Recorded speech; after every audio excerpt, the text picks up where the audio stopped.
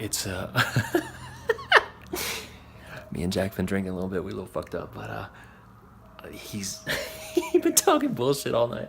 I'm gonna try and get him to tell his story again. You're not gonna fucking believe this. Hold on one second. All right, hold on. Jack. Jack, what are you doing? Huh? What are you doing? Bubbling, baby. Fuck yeah. What are you doing? Blowing up the bubbler, bro.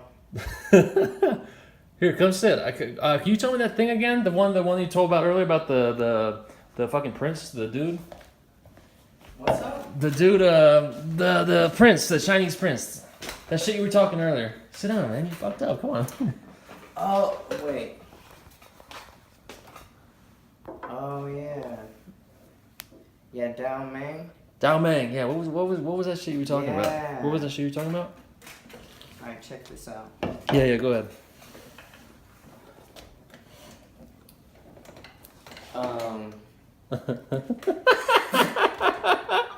Go ahead. Sorry, what was it?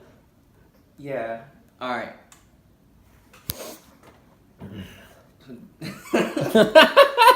Come on, dog. Seriously. Alright. All right. Okay.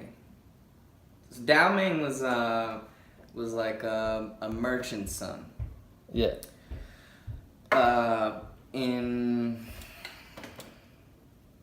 some fucking dynasty. But he was rich. Okay, he was mad rich. Mm-hmm. He played mahjong with princes and ran jade through their sister's hair in the stables after dark. And ooh, sake. Yeah, there you go. You know, folks thought he was wise because he kicked back in tea huts and he wrote bullshit about river snow in the hills and plum wine in his girl's orchid. Yeah. Shit, man, everyone did back then. Yeah. But he got along with all the best people at court. You know, Yeah. the flute players, the footmen, the consuls, the generals. Yeah. The great ladies of Gansu and little Susie Shuang all the way from Hunan. I know that girl. Yeah.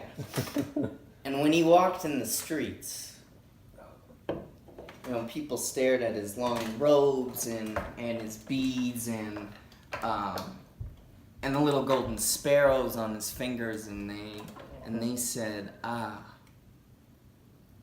there goes the happiest man that ever lived." And they were right. Yeah. You know, because he was living life like it was made just for him. He, you know, men came from every corner of the country to offer their daughters hands. They wrote plays about him, jumping the Yellow River and teaching dragons how to blow storm clouds over the rice paddies so rains would fall and bring a good harvest. Yeah. And... Oof. Yeah. And he went like every goddamn night, you know, there he was, front row, watching himself conquer the world, blowing his nose at Buddha. Yeah. He couldn't care less about the beggar man or the kids bundled in filth sucking sow tits in the mud so they wouldn't starve. To him, it was all a fucking play.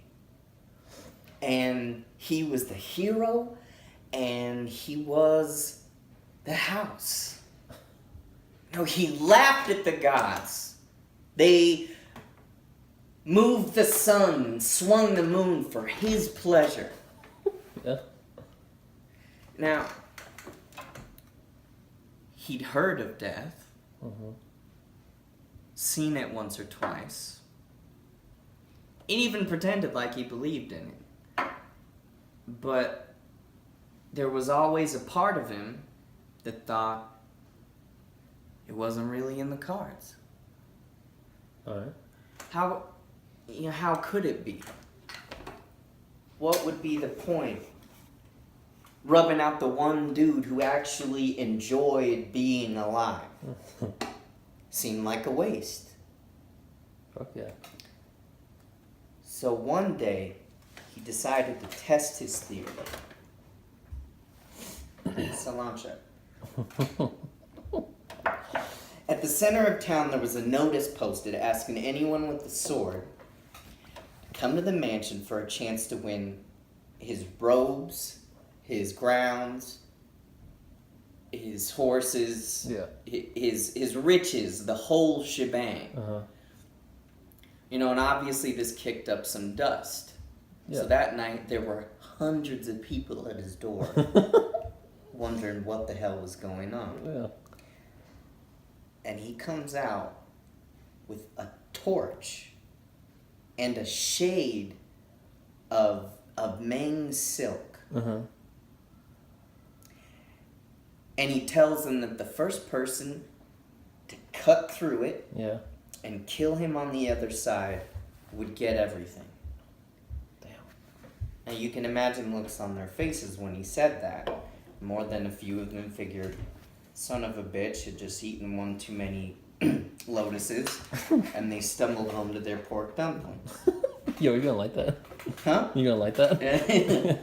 Can't keep forgetting.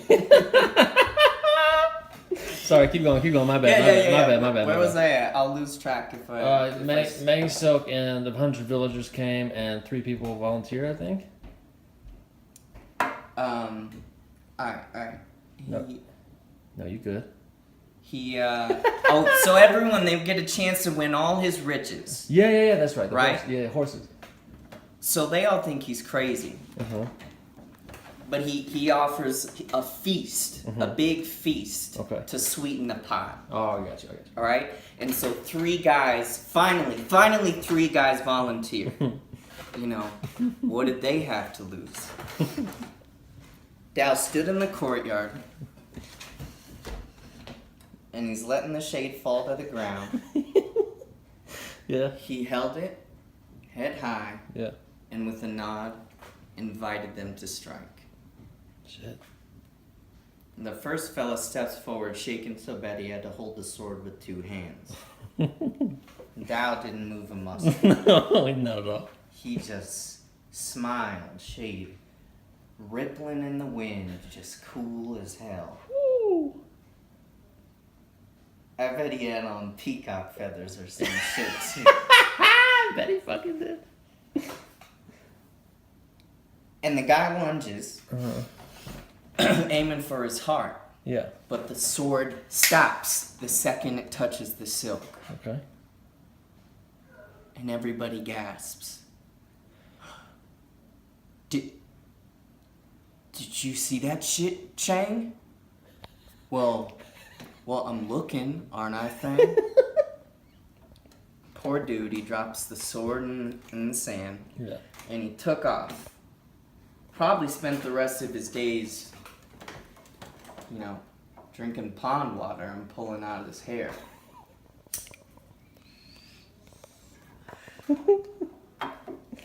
Yeah. The second guy squares up, spits in his hands. Yeah. Same fucking thing. He thrusts the sword at the shade, but it won't go through. You know, like the thing was made of steel, not silk. Yeah. So by now, my man's balls are feeling like a flour sack under that fucking kimono. And they're getting scared. You know, was it true? Even death honored Dao Meng. Took a bottle to convince the last poor fool to stand there. Yeah. Dao was getting a little bored, so he yelled the guy down until he ran the blade as hard as he could, blah, blah, blah. Nothing. Yeah. The villagers went back to their huts. Mine's fucked like Chuck. Mumbling prayers in the dark. Dao went to bed, slept like a tiger. It's crazy shit, right? I mean... This is fucking crazy. But... I got it figured out. Well, you got it figured out? You see, because the truth is... He died like a month later, falling off a mule in a bet with a Mongol. So that just leaves the shade. Why didn't anyone cut through it and take all that fortune, all that slippers and ivory and ignorance? I will tell you why, my friend. Because no one wants to be the happiest man on earth. Even Tao. See, my guess is he was starting to get wise. You know, maybe he wanted a taste of the real shit. You know, shit that makes wine sweeter, bread better, kissing longer. Mm-hmm. Love lasts a lifetime. Yeah. Sorrow, grief, and heartache. Yeah. What they don't sell in the market and trade for in silver.